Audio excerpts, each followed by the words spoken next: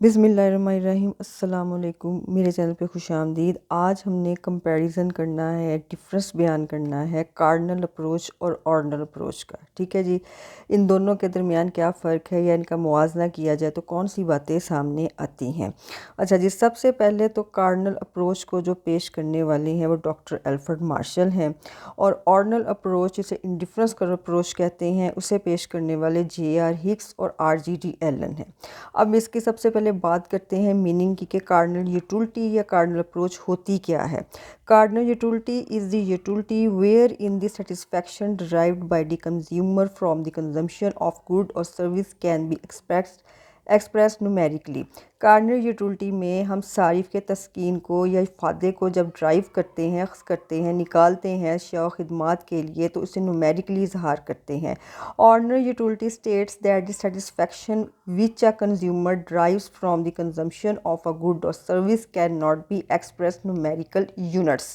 جب ہم آرڈنل یوٹیلٹی میں صارف کے لیے توازن کو یا صارف کے فائدے کو تسکین کو ڈرائیو کرتے ہیں تو اس کے لیے اس کا نومیریکلی کوئی بھی اظہار نہیں کرتے ہیں، ٹھیک ہے۔ اب میں یہاں پہ اسی چیز کو ون بائی ون آپ کو بتاؤں گی۔ یہ دیکھیں، سب سے پہلے تو میں نے بھی آپ کو بتایا کہ کارڈنل یوٹیلٹی کو ڈاکٹر ایلفرڈ مارشل نے اور آرڈنل یوٹیلٹی کو پروفیسر JR ہکس نے اور RGD ایلن نے پیش کیا۔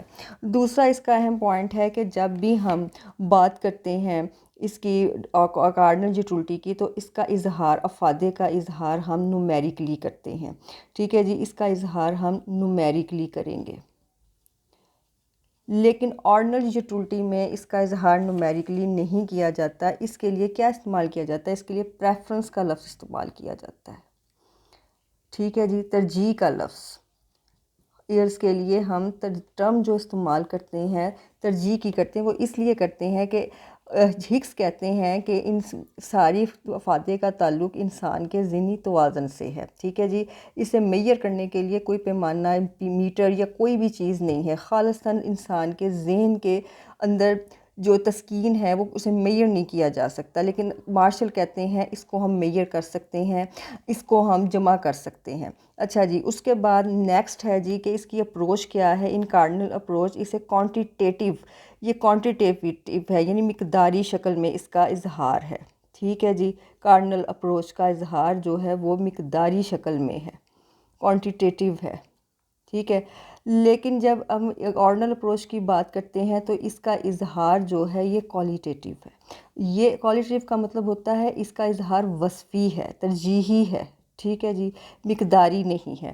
اس کا اظہار جو ہے یہ مقداری ہے۔ اچھا جی، نیکسٹ ہے ریئلسٹک۔ حقیقت میں اس کا جو حقیقت ہے یہ کم ہے۔ جب ہم نے اس کی کرٹیسزم پڑھا تھا، آرڈنل اپروچ کا اظہار جو ہے کہ ریئل لائف میں زیادہ ہے۔ وہ یہی بتایا تھا کہ آپ کو کہ تمام تر تنقید کے باوجود آرڈنل یوٹیلٹی یعنی انڈفرنس کرو اپروچ جو ہے وہ زیادہ استعمال ہوتی ہے کارڈنل اپروچ کی نسبت۔ میئرمنٹس کے لیے ہم استعمال کیا کرتے ہیں؟ کارڈنل یوٹیلٹی میں ڈاکٹر ایلفرڈ مارشل نے یوٹل کی ٹرم لی تھی، اکائیوں کی، ٹھیک ہے جی، یوٹلز کا لفظ استعمال کیا تھا۔ یہ جتنی بھی ہیں اکائیاں، 1 2 3 جتنی مرضی لے لیں، 1000 لے لیں، 500 لے لیں، جتنی مرضی لے لیں، یہ سب جو ہیں وہ کہتا ہے پلس ہو جاتی ہیں۔ ڈاکٹر ایلفرڈ مارشل نے کہا پلس ہو جاتی ہیں۔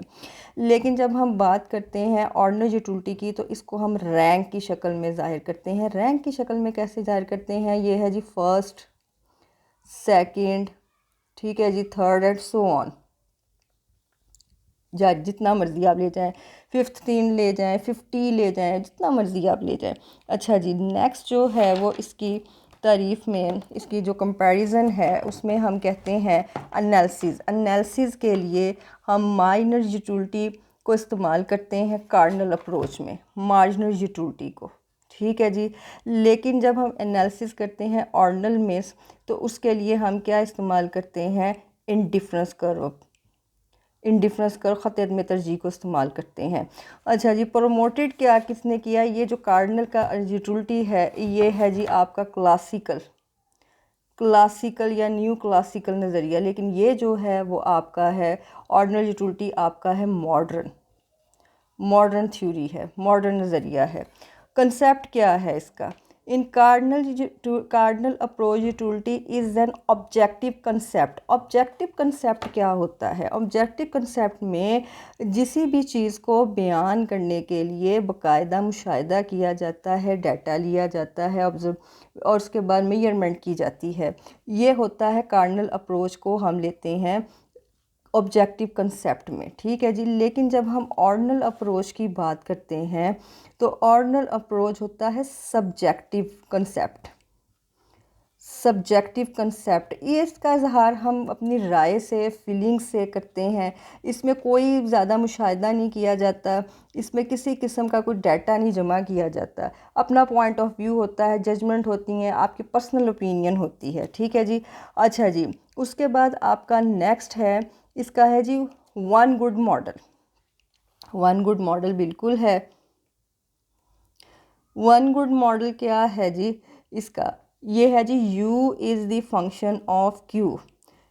ڈاکٹر ایلفرڈ مارشل نے واضح طور پہ کہا تھا کہ یہ افادے کا انحصار ایک شے پہ ہے. ٹھیک ہے جی.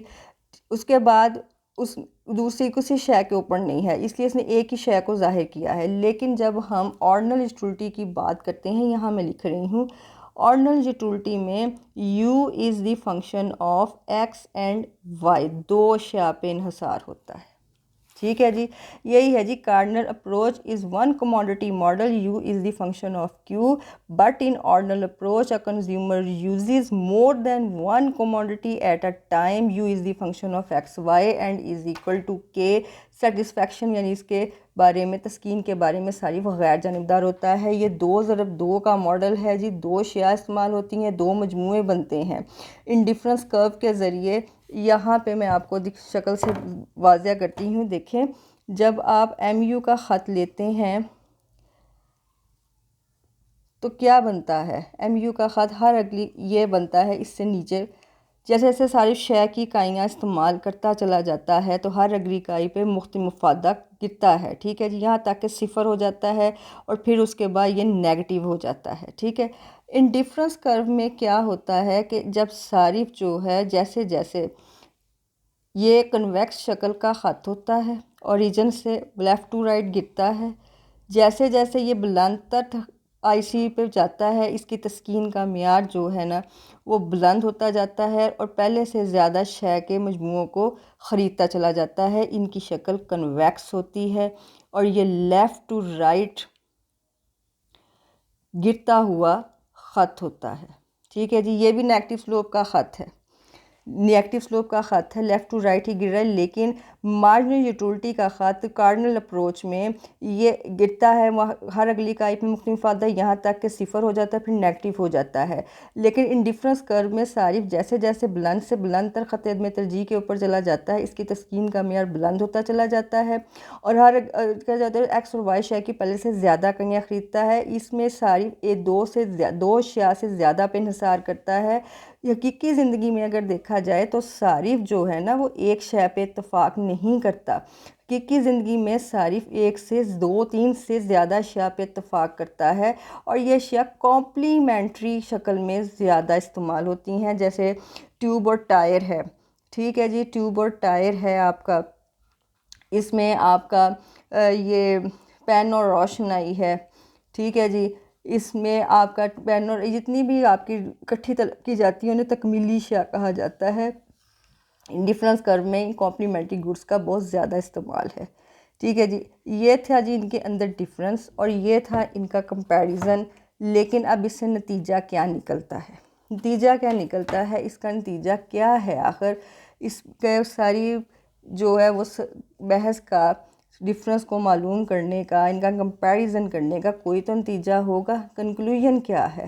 نتیجہ یہ ہے کہ یہ دونوں طریقے ایک دوسرے سے مسابقت نہیں رکھتے، لیکن صارفین کے رویے کے تجزیے کے دوران یہ پیچیدگی کی 2 سطحوں کی نمائندگی کرتے ہیں.